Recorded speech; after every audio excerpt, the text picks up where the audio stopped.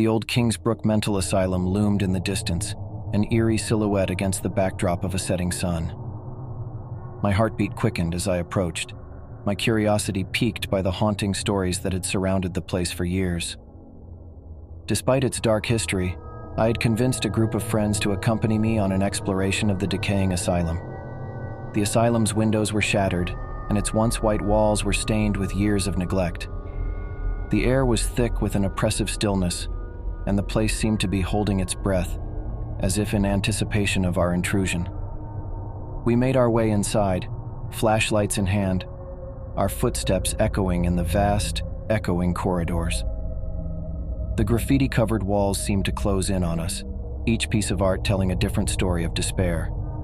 The atmosphere was chilling, the shadows playing tricks on our minds. As we ventured deeper, we stumbled upon a long-forgotten cell block. The doors were rusted, and the locks had long since seized. I couldn't help but peer into one of the cells. The sight that greeted me sent a shiver down my spine. The walls of the cell were covered in scratches and smears, as if the occupant had been trying to claw their way out. In the corner lay a tattered straitjacket, a chilling reminder of the inhumane treatment that had taken place within these walls. It was said that the asylum had been home to the criminally insane, and the conditions had been nothing short of torture. I turned to my friends, my unease growing, and suggested we head back. But their curiosity had been piqued as well, and they were determined to explore further. Reluctantly, I followed them deeper into the asylum. The deeper we went, the more oppressive the atmosphere became. The air grew colder, and the whispers of the past seemed to echo in our ears.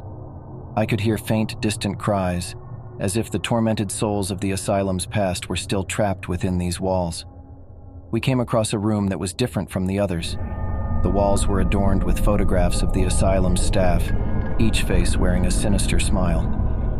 The room was filled with medical equipment, restraints, and other instruments of torment. A journal lay on a desk, its pages filled with the twisted experiments that had been conducted on the patients. I couldn't bear to read more, but it was clear that the asylum had been a house of horrors, where the line between medical treatment and sadistic cruelty had been blurred. The sense of dread continued to grow as we made our way to the basement.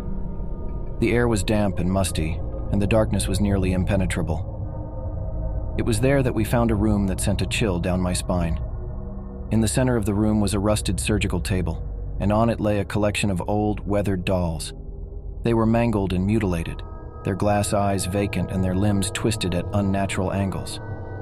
It was a gruesome tableau, a silent testament to the torment that had taken place within these walls. I turned to my friends, my voice trembling, and begged them to leave. But they were captivated by the macabre scene, snapping photos and making jokes. Their laughter was an unsettling contrast to the horrors that surrounded us.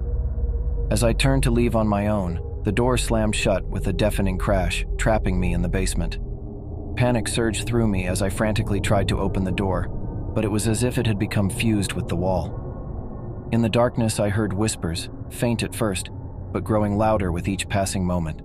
The voices were tormented and filled with anguish, and they seemed to be coming from all around me. I felt a cold, clammy hand on my shoulder, and I turned to see a figure standing in the shadows. It was a patient, their eyes filled with madness, their expression twisted in torment.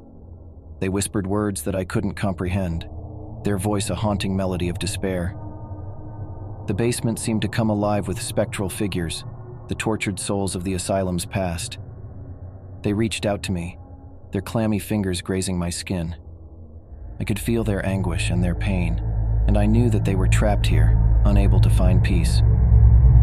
With a surge of adrenaline, I broke free from the basement, the door finally giving way. I stumbled into the corridor, my friends waiting on the other side, their laughter silenced by my terror.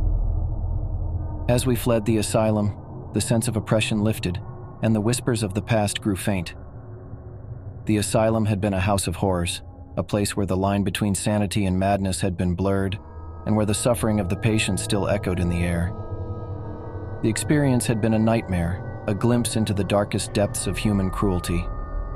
I knew that I had escaped with my life, but the haunting memories of that night would stay with me forever, a chilling reminder of the horrors that had taken place within the decaying walls of Kingsbrook Mental Asylum.